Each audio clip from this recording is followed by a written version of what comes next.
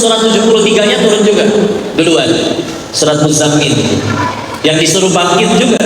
Ya ayyuhal muzammil qumil laila illa qalila nisfahu aw inqus minhu qalila aw zid 'alaihi wa rattilil qur'ana tartila. Bangkit min laila, dari sebagian malam, ila qalila, kecuali sedikit. Rasul disuruh bangun malam, disuruh ngapain tuh Rasul? Tahajud ya, masa teronda. Nih, ini jauh sebelum Isra Mi'raj loh, yang perintah 5 waktu. Ternyata yang paling pertama disuruh sholat malam dulu. Beliau di usia 40 tahun, tahu-tahu dapat tugas menyampaikan tauhid ke satu dunia, dan memulai tugas tersebut di tempat paling tidak bertauhid. Iya dong, di sekeliling Ka'bah ada 360 patung berhala, nggak kurang. Di tempat di mana wanita diperjualbelikan. Bahkan di sebagian hadis disebutkan ayat yang sering dikomplain ibu-ibu, yaitu poligami, itu padahal ternyata ayat untuk membatasi, karena sebelum itu istri mereka tuh bisa berapa belas ya. Bayi perempuan dikubur hidup-hidup. At-Takwir ayat 9, bi ayyi dzambin qutilat, atas dosa apa kami ini dibunuh? Itu pertanyaan dari janin yang dibunuh, nanya ke Allah, saya tuh dosa apa? Baru kayak lahir tahu-tahu dikubur sama bapak sendiri. Buya Hamka dalam tafsir Al-Azharnya menyebutkan pendapat Ibnu Abbas, memang dulu begitu, perempuan lahir itu disuruh di kebun depan rumah, karena udah ada tanah yang udah digali. Begitu keluarnya perempuan langsung nyemplung ke lubang itu, langsung dikubur itu. Begitu nyampein bahwa beliau adalah utusan Allah, yang percaya cuma 4 orang, istrinya, sahabatnya, sama anak kecil 2 orang. Tapi 23 tahun kemudian satu jazirah Arab udah muslim semua. Sekarang 7 negara: Arab Saudi, Oman, Yaman, Qatar, Uni Emirat Arab, Bahrain, Kuwait. Negeri lain terbuka jadi negeri Islam. Madinah punya ahlinya, dikirim ahli apapun, gak cuma ahli Quran. Dulu nggak ada sensus, tapi imam berbeda pendapat. Imam As-Suyuti, Imam Abu Nu'aim Al-Asfahani nyebutin kurang lebih sekitar 120.000 sahabat. Ibu 23 tahun ngedidik satu anak, yakin bakal soleh? Wallahu a'lam. Gimana ceritanya Nabi ngedidik 120.000 orang jadi hebat? Yang dulunya ada raja perampok, Jundub bin Junadah, lebih dikenal dengan nama Abu Dzar Al-Ghifari. Ada yang mabuknya sehari 5 kali, terkenal nih. Umar bin Khattab radhiyallahu anhu sering mabuk tuh. Kenal Islam jadi hebat ya. Maka kalau ada pemuda di Sukabumi maboknya masih seminggu sekali, berarti masih cups, belum ada apa-apanya, nggak ada seujung kukunya ngaconya orang dulu. Nabi mulai di tempat sengaco itu. Akhirnya saya balik, gimana saya teh kudu ngapain ini teh? Dakwahin tauhid di tempat yang segini menyembah berhalanya. Disuruh bangun kamu di malangan sholat, bangun 15 menit sebelum subuh boleh, kamu nggak apa-apa, dapat itu 2 rakaat. Yang penting bangun dulu doa. Puntennya almarhum guru kami Kiai Haji Arifin Ilham Azikra Sentul, dulu beliau pernah bilang, orang yang ahli tahajud itu Allah akan berikan yang namanya haibah jalaliyah, seperti rasa kasih sayang yang membuat orang jadi muncul wibawanya dari keagungan Allah. Sampai misalkan kalau ada 2 orang ngomong plek persis sama isi ceramahnya, tapi yang satu ahli tahajud, yang satu nggak pernah tahajud, Allah bisa jadiin orang kok kayak, kalau dia yang ngomong saya pengen ngamalin ya. Asal saya sering dengar dah materi ini, mah udah tahu dari dulu juga, ayatnya yang ini, hadisnya yang ini. Tapi kalau beliau yang ngomong asa kenal, mungkin ahli tahajud beliau. Ya. Dan bismillah, bangun, doain. Ya. Bapak-bapaknya juga kadang bangun nonton Liga Champions bisa ya. Giliran bangun dari sholat, bismillah. Mau senjata itu terbaik, bismillah. Ya, oke, doa. Kita bahas selanjutnya. Yang kedua tadi apa setelah doa? Tanyaan selanjutnya, Nabi didik sahabat pernah mukul nggak? Pernah mukul nggak? Punten ya, ada riwayat Ibnu Abbas ikut masbuk waktu tahajud, paling banyak memang disebutkan digeser ya, atau ditarik tangannya, tapi ada riwayat menyebutkan dijewer, dipindahin ke kanan. Karena itu juga jadi rujukan, kalau sholat cuma duaan, makmumnya di kanan belakang, bukan di kiri ya. Atau yang lebih terkenal, menjelang Nabi wafat, ini di Abu Daud diceritain juga. Beliau tanya, siapa yang pernah saya zolimi? Angkat tangan. Ada yang angkat tangan. Perut saya pernah kepukul pakai kayu. Silakan balas. Waktu itu saya nggak pakai baju, wahai Rasul. Nabi lepas pakaiannya, lagi diganjel batu nahan lapar. Pertanyaannya, orang itu akhirnya pukul Nabi atau meluk Nabi? Oh, berarti tahu hadis. Maka sahabat pun ya, ada yang pernah kena secara fisik, gak ngambek tuh, gak dendam, benci, dengki, enggak. Kenapa? Nabi itu keren, mengagumkan. Dan ketika sudah dianggap jadi teladan, idola, dikagumi, kadang idola kita cuma ngomong, jangan nurut. Daripada dikatain, jangan, kalau begini nanti kamu rugi, darinya yang ini, bla bla. Oh, kalau kita yang ngomong orang yang dibenci sama ini anak, nggak mempan asli. Sampai ada ucapan kayak gini, orang kalau udah sukses, udah keren, dia kentut juga dianggap kata mutiara. Tapi kalau belum berhasil, dia berucap seindah apapun dianggap kentut. Ini bukan dalil, bukan apa ya, ini mah kita ambil hikmahnya aja. Alhamdulillah surga kita nggak di mulut orang, tapi ya memang yuk dorongan untuk jadi orang tua yang keren. Ayo, ini mumpung banyak orang tuanya kan, ya. Dan kalau ke istri dan ke anak-anak, ini dia. Meskipun di Quran surat 4 An-Nisa ayat 34, ar-rijalu qawwamuna 'alan nisa, al-ayat panjang. Di ayat itu kan ada aturan, kalau istri berperilaku nusyus, membangkang, ada 3 caranya. 1, nasehati. Nasehat gak mempan, diapain lagi kok? Ditinggalkan dari tempat tidurnya, bisa ranjang ya. Ya misalkan pindah ke sofa, atau kalau ada kamar lain pindah, jangan ke rumah janda ya. Jadi masih di rumah yang sama ya. Yang ketiga, masih gak mempan kok, kalau udah ditinggalin dari tempat tidurnya, masih kebangkang, boleh diapain coba? Boleh dipukul, betul. Tapi ingat ada aturan ketat sekali dalam ini, jangan dipotong nyampe sini ya. Kata si Koko, saya boleh nyambung kamu, Bu. Oh jangan ya. Gak boleh dibuka, gak boleh mengancam jiwa, gak boleh meninggalkan bekas. Dan yang harus digarisbawahi, Nabi gak pernah mukul anak istrinya kalau gak anak istri. Kenapa? Karena baru nyampe tahap nasihat aja udah mempan. Dan kita bisa jadi belum mempan. Karena punten ya, orang dinasehati itu mereka juga ngelihat, termasuk anak-anak kita. Mereka dinasehati oleh kita tuh melihat, ini emang saya pantas dengerin omongan dia, layak nggak sih ini orang ini saya dengerin? Beneran, mereka juga ngelihat kayak gitu, ya. Makanya, ayo bismillah, yuk punten ya. Kenapa kadang istri justru paling susah nurut sama suaminya? Ayo. Betul ya, karena istri itu tahu modalnya suami.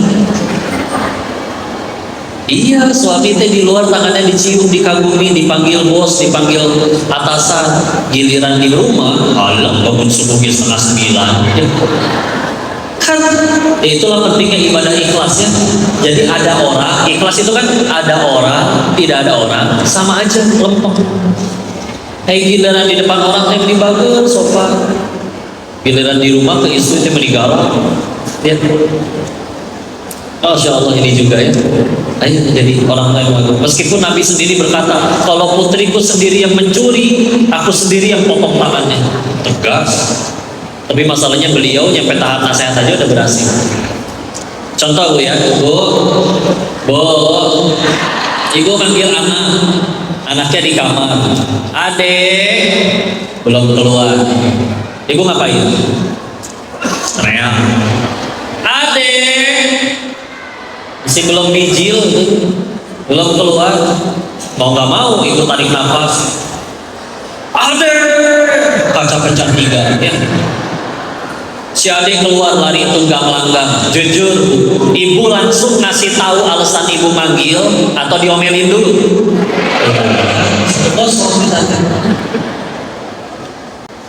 Besoknya gantian. Si ade manggil mama, mama di kamar, mama nggak kedengeran. Mungkin dari ruang tamu sampai kamar si mama harus naik angkot, nggak tahu. Ya. Bisa jadi sultan. Ya. Mau nggak mau, mama belum keluar. Anak juga udah deg-degan, mau nggak mau lah ini mah bohongan. Mama keluar sih. Apa yang terjadi? Anak teh kurang ajar. Masa manggil ibunya kayak begitu? 2-0. Kan si anak yang mikir, apakah mungkin gitu? Si ibu manggil nih, pura-pura nggak dengar, biar si mama ngambek. Enggak, nyali mereka nggak segede gitu. Mereka sampai lari tunggang langit, baru kedengeran. Nah ini giliran si ibunya, giliran si anak gak dengar diciwit, giliran si ibunya gak dengar juga tetap anaknya yang diciwit, kan bingung dia. Tahu-tahu ibunya teh cerita, oh kenapa ya anak saya teh minderan?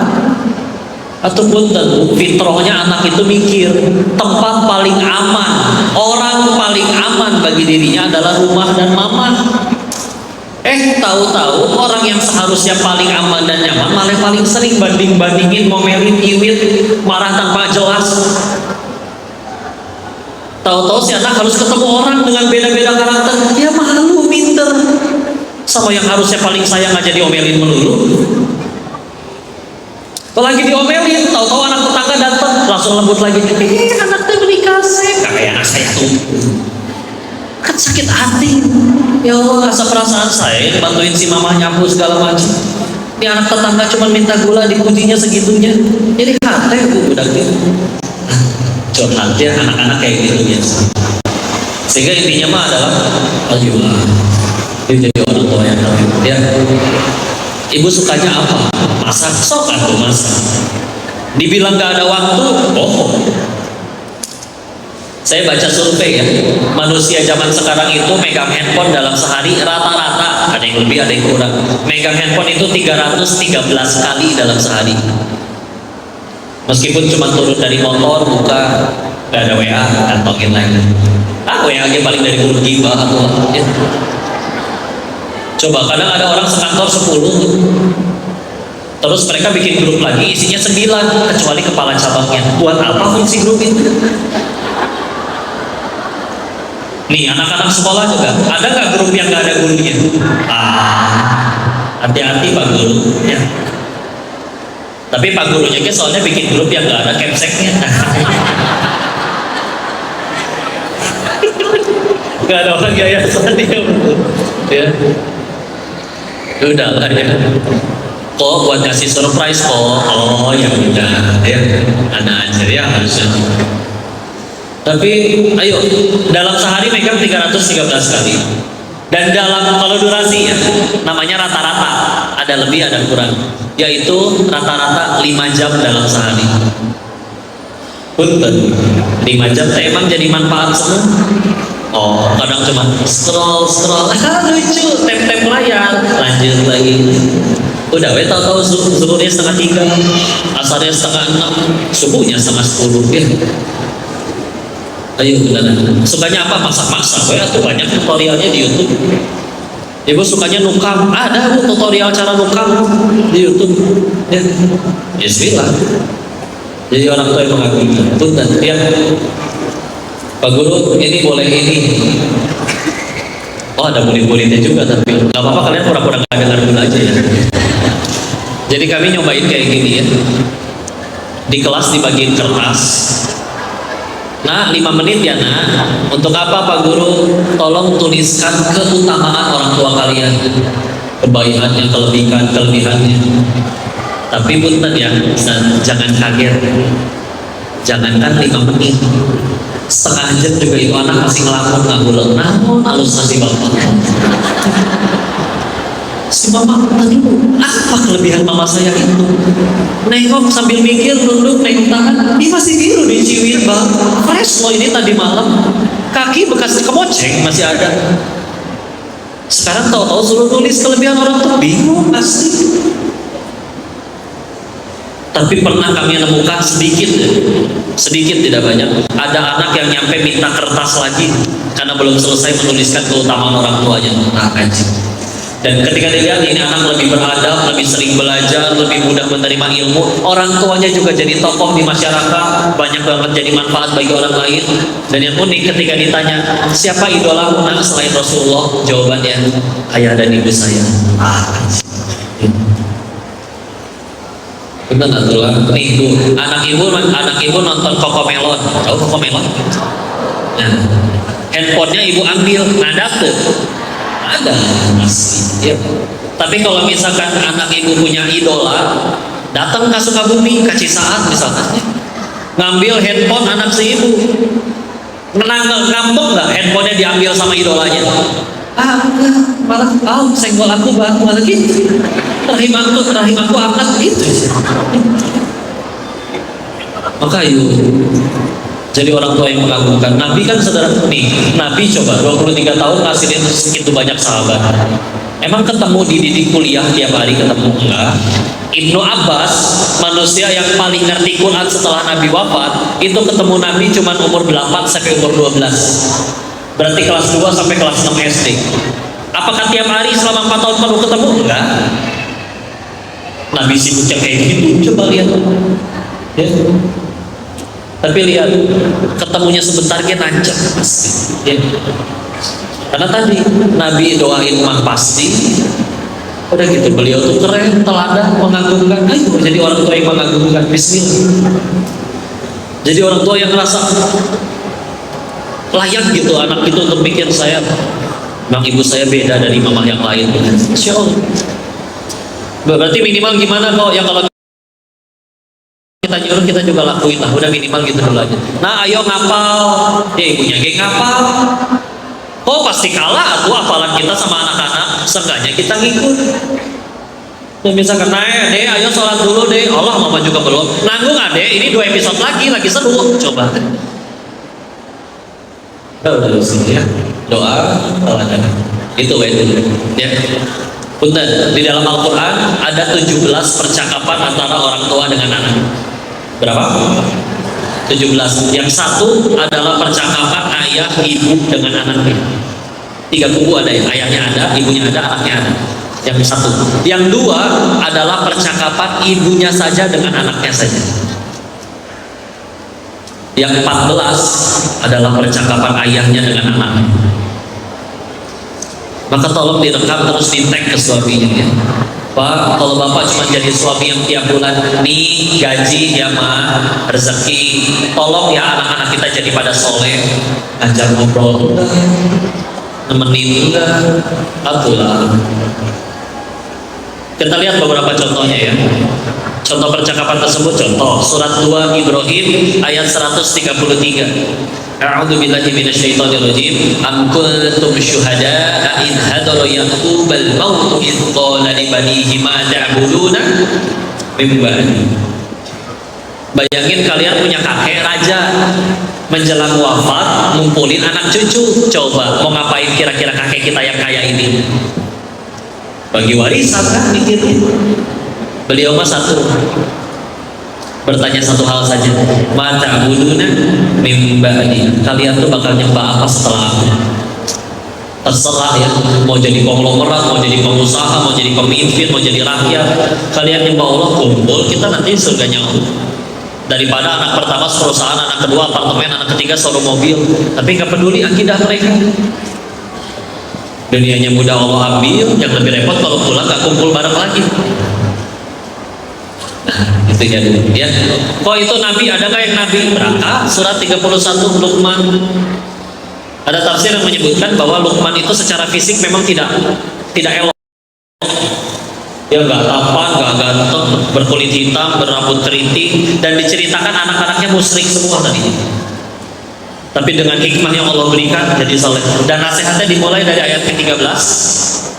Dan dari sekian banyak nasihat yang paling pertama dinasihati adalah la tusyrik billah inna syirka la dzulmun adzim. Tauhid lagi, jangan menyekutukan Allah, sesungguhnya kesyirikan adalah dosa yang amat sangat besar.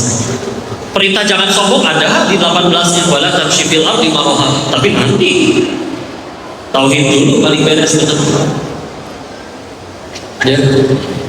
Dan nancepnya seorang ayah ya, Nabi Yusuf ketika digoda oleh perempuan lalu berkata aku takut kepada Allah, punten ya. Ini luar biasa loh kasusnya, karena walaqad hammat bihi wa hamma biha. Jadi Nabi Yusufnya naksir, perempuannya juga naksir secara fisik. Udah gitu perempuannya yang kunciin, perempuannya yang pengen. Coba, kalau ada, ini pernah kejadian ya, laki-lakinya pengen, perempuannya nggak pengen, bisa kejadian loh. Pernah ada penculikan, dibawa ke hotel, si perempuan tahu ini kekar si penculiknya, saya tahu saya mau dijahatin, tapi saya nggak bisa ngelawan. Ya udah, dia pasrah. Pak, saya dandan dulu aja, biar bapak makin senang. Nah gitu dong, jangan ngelawan. Ya udah, masuk ke toilet. Dia di toilet, punten, buang air. Kotorannya dibalurin ke sekujur tubuhnya. Keluar, gila kamu perempuan, pulang sana. Gak jadi pemerkosaan. Kalau laki-lakinya mau, perempuannya nggak mau, belum tentu jadi. Ini perempuannya yang mau, nggak semua perempuan apa gelisna. Laki-lakinya dia naksir, tapi akhirnya berkata, Allah turunkan burhan kan. Burhan itu bukan burung hantu ya, tapi secara arti dalam bahasa itu bukti. Allah berikan bukti dari Allah. Ketika ngaji tafsir tentang ayat itu, ada riwayat yang menyebutkan yang dimaksud burhan di situ adalah Allah berikan Nabi Yusuf sekelibat gambaran terkait ekspresi wajahnya ayahnya Nabi Yakub kalau sampai tahu anaknya ngelakuin zina. Kan bapaknya nggak ada di situ, kan nanti ada yaumut taghabun surat 64. Yauma yajma'ukum liyaumil jam'i dzalika yaumut taghabun. Suka diterjemahinnya apa coba? Hari ditampakkan segala dosa. Beliau nggak mau ngelihat ayahnya kecewa ketika ngelakuin anaknya ngelakuin perbuatan zina itu. Seketika itu perempuan ngegoda di depan mata sampai akhirnya ditolak. Aku takut kembali. Saking nancapnya pendidikan si ayah, ini si anak bahkan gak mau ngecewain ayahnya. Dan di luar sana ada orang yang bahkan sengaja maksiatnya karena pengen nyakitin ayah, karena dulu pernah sakit hati. Itu pernah kejadian coret-coret tembok. Masih kecil namanya, gak anak kecil ya. Bapaknya lewat, anak teh coret-coret, domo bukan kamu teh, yang benar jadi anak. Sakit hati.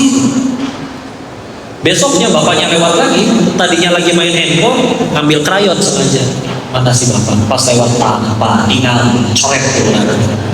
Sengaja. Kan ada anak yang jenisnya kayak gitu, makin dilarang, makin melawan. Coba gara kalau misalkan si bapaknya, ngelihat si anak keren, ih masya Allah, anaknya menik kreatif. Cita-citanya jadi apa sih kamu teh? Oh, kau pengen jadi seniman. Oh, masya Allah, dah seniman hebat banget. Tapi yang papa tahu kan nulisnya di kanvas sampai di tembok. Yuk kita berangkat yuk ke Gramet yuk beli ini yuk. Nah, yuk diminta anaknya. Ayo coba besok berhenti nggak nyari tembok. Asli. Kadang cara kita nyampein aja yang nyebelin. Ya. Segitu kesulut emosinya. Ya, udahlah. Karena ibu istilah. Mulai dari situ dulu. Dan anak mah nanti baru ke teknis. Kayak contoh ya, kalau tertarik ngingetin sholat dari umur 7 tahun sudah mulai diajarin. Kalau umur 10 masih belum mau, sudah boleh dihukum. Oh berarti hukuman dalam Islam boleh? Boleh. Bahkan ada hadis, ini koreksi ya, seingat saya ini ada yang menyebut diriwayatkan dari Umar, ada yang menyebutkan marfu sampai ke Nabi, bahwa al-Qawqala riwayatnya adalah gantungkan cambuk di rumah agar anak-anak mengerti adab. Ada itu. Berarti hukuman dalam Islam boleh? Boleh, tapi hukuman itu seperti obat. Kalau dosisnya pas, sembuh. Dosisnya kebanyakan, mati overdosis. Dosisnya kurang, nggak sembuh, nggak kapok-kapok. Yang tahu dosisnya siapa? Nah, kalian orang tuanya lebih kenal dekat. Jadi hukuman boleh, tapi hukuman kan nggak berarti harus marah. Contoh ya. Nah, di rumah ini ada peraturan nggak boleh ngomong kasar. Tadi papa dengar adik ngobrol sama temennya, ngucap yang tidak baik. Sesuai peraturan ya, nah, berarti harus sedekah, itu ada toples 20.000. Ya. Aku dihukum ya pak? Enggak. Kamu bukan dihukum, kamu sedang belajar mempertanggungjawabkan perbuatan kamu. Kita tahu kan, perbuatan baik pasti ada balasannya. Kita baik dibaikin orang, kita nggak baik juga nanti ada yang nggak baik. Dan kamu cuma belajar, bapak mana marah? Nggak marah. Tapi kamu mesti belajar cara mempertanggungjawabkan. Yuk kita sedekah, nanti kita salurin sama-sama. enak kan, dia sedang dihukum loh. Tapi kalau bahasanya enak, ya udah.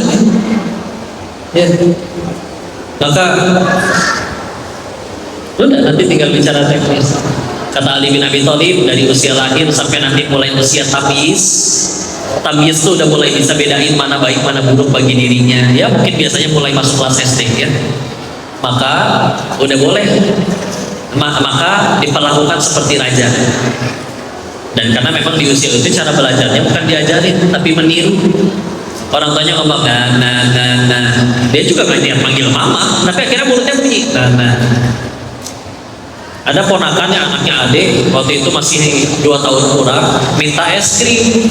Istri Teh Yunda nggak ngambilin, tapi duduk jongkok di bawah, ngebungkuk di bawah kulkas, niatnya supaya ayo naik, nanti buka sendiri. Tapi namanya anak seumur itu belajarnya niru. Jadi dia ngelihat bibinya, ngelihat tantenya ngebungkuk, dia ikut bungkuk. Dan niru.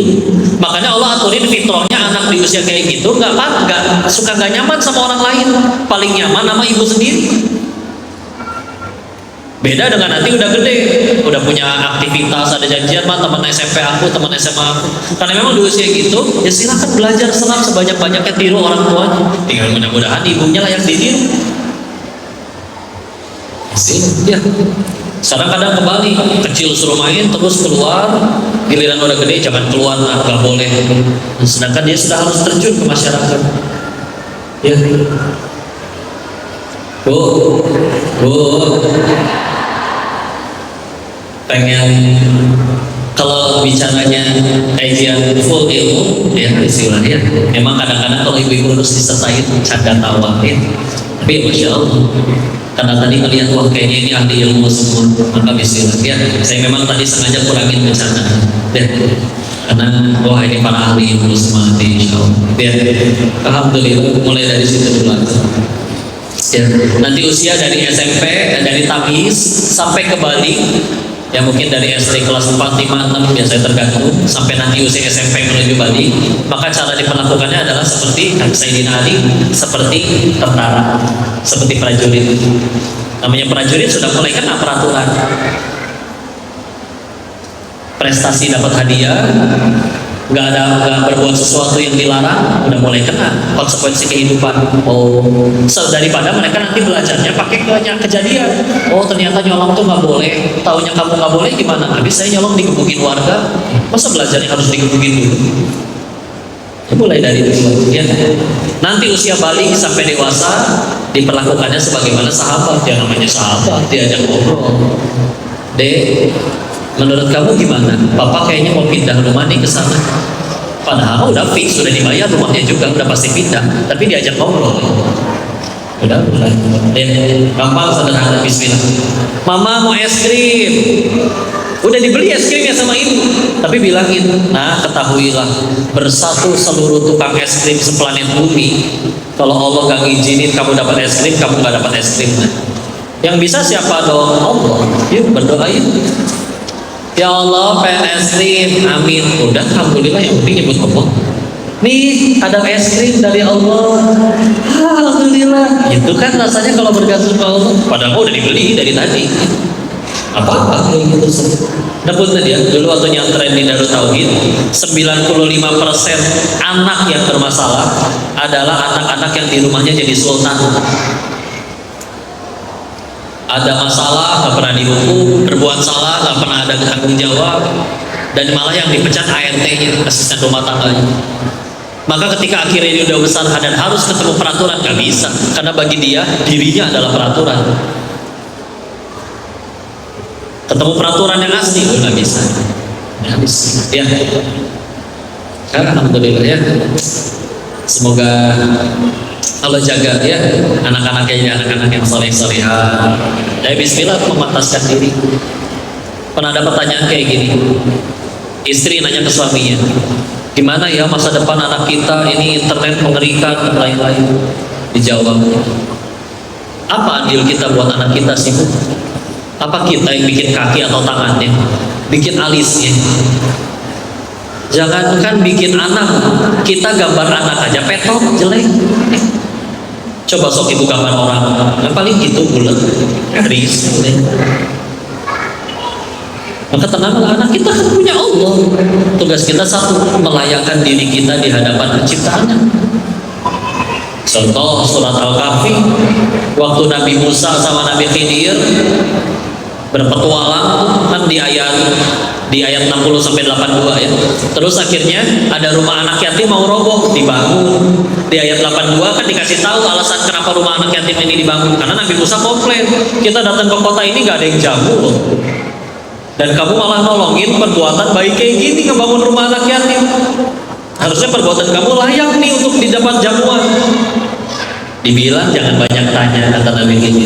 Baru di perjalanan akhir dikasih tahu, ya alasannya satu, wa kana abuhuma sholih, karena ayahnya sholih. Kadang dikiaskan orang tuanya sholih. Punten ya, ibu ngebangun rumah Pak, siapa yang ngebangun? Tukang. Dua anak yatim ini rumahnya mau roboh, siapa yang bangun?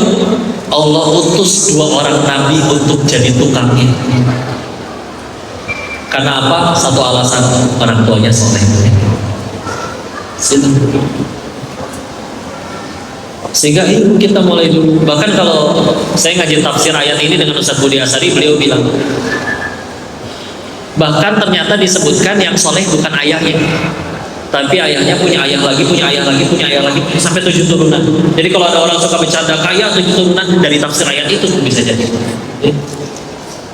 Jadi dan tidak disebutkan bahwa anaknya juga soleh. Tapi bismillah, ya Allah, Engkau yang titipkan hamba keturunan ya Allah. Dan hamba nggak tahu umur sampai kapan, tapi aku tahu Engkau menjaga anak hamba ya Allah. Maka jaga ya Allah. Ketika kita udah ngelayakin diri, anaknya masih kecil, orang tuanya udah meninggal, rumahnya mau roboh, orang tuanya tapi sudah diridhoi oleh Allahnya. Allah utus 2 orang nabi untuk membangun jadi tukang di rumah. Itu dulu aja. Yuk layakin diri. Bicara teknis bisa panjang luar biasa, cara diri ngomongnya gimana menurut diri. Tapi kan doa dan keteladanan itu dulu aja. Ya. Sepakat? Bu,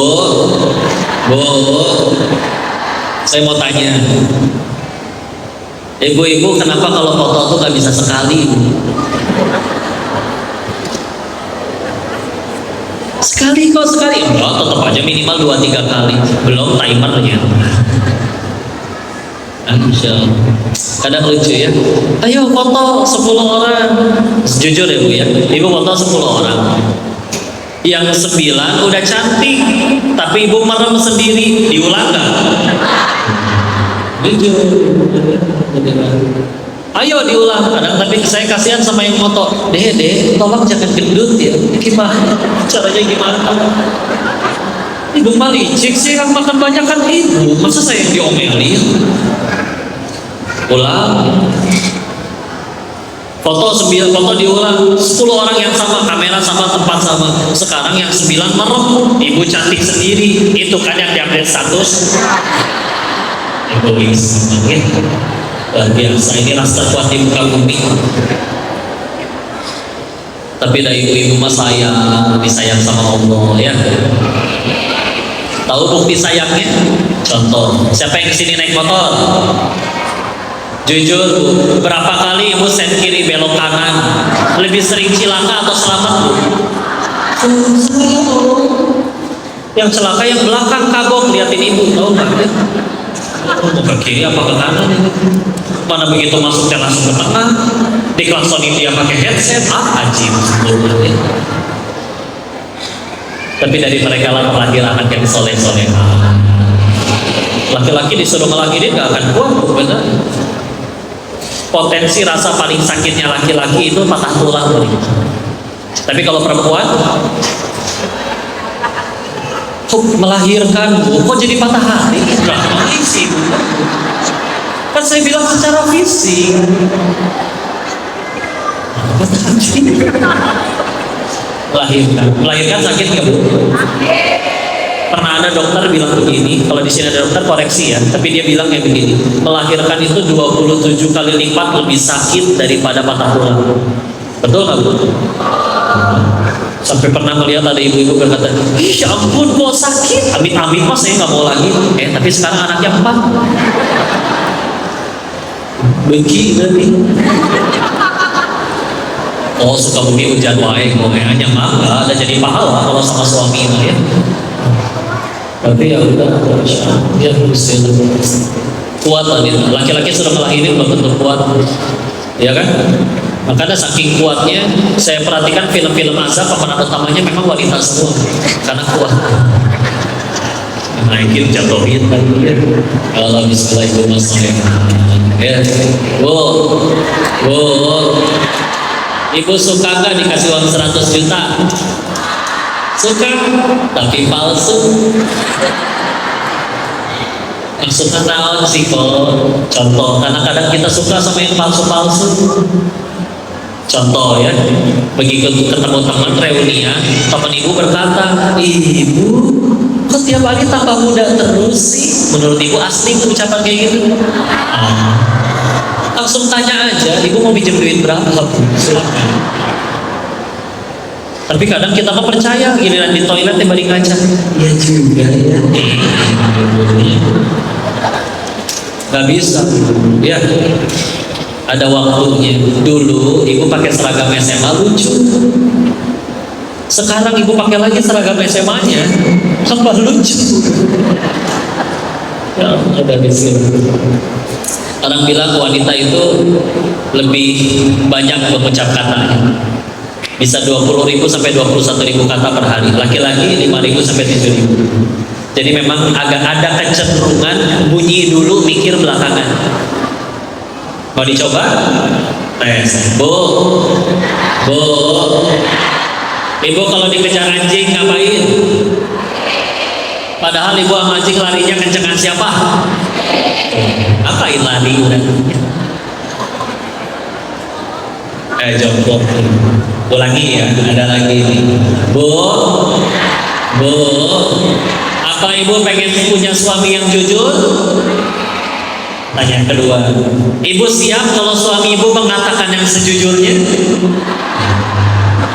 Gak siap, katanya pengen yang jujur. Ma, sebetulnya papa punya. Ya.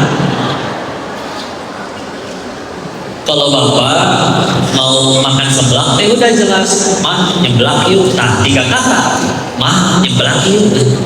Coba si ibu kalau pengen nyeblak, ih gasnya habis, telur habis, masak males, mana hujan, kalau kayak makan dingin gini, nanti kayak makan yang kuah ya. Tidak, asal gak bisa masak, dah gasnya habis, kompor juga rusak, intinya mah pengen nyeblak. Tapi udah muter dulu. Udah memandang pasangan tuh harus dengan pandangan kayak gini, Bin. Pandangan bahwa dia adalah jalanku menuju surganya. Iya dong nih. Misalkan kalau pasangan kita bertanya, menyesalkah kau menikahiku? Jawab pakai iman. Bu, kita dulu menikah kan sama-sama nikahin takwa. Kita mintanya ke Allah. Dia maha tahu. Allah tahu dari ribuan manusia yang mana yang paling tepat gandeng tangan kita ke surganya Allah. Dia juga maha baik. Gak mungkin jauhin yang baik, gak mungkin deketin yang buruk. Setelah kita bertakwa, tahu-tahu ibu yang jadi pasangan bapak, berarti sederhana. Ibu lah yang dipilih oleh Allah dari miliaran wanita paling tepat gandeng tangan ibu ke surganya Allah. Sudah tidak ada penyesalan bagi ibu menikahimu. Meskipun di luar sana ada berondong naksir sama Neng, Pak.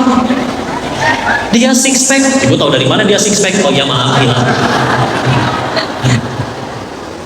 Dia naksir sama aku, tapi sederhana. Kalau memang dia yang terbaik menurut Allah, ya dia jadi suami Neng. Tapi kenapa AA yang jadi suami Neng? Berarti AA yang terbaik untuk aku. Gitu kan enak kalau pakai iman. Ya. Meskipun kalau misalkan naruh gunting gak ditaruh di laci lagi, naruh anduk habis mandi teh sembarangan, naruh laci teh gak ditutup lagi. Kalau kami baju teh atasnya gak bisa gitu, diangkat dulu jadi bapak letak kami. Jadi gemes ya.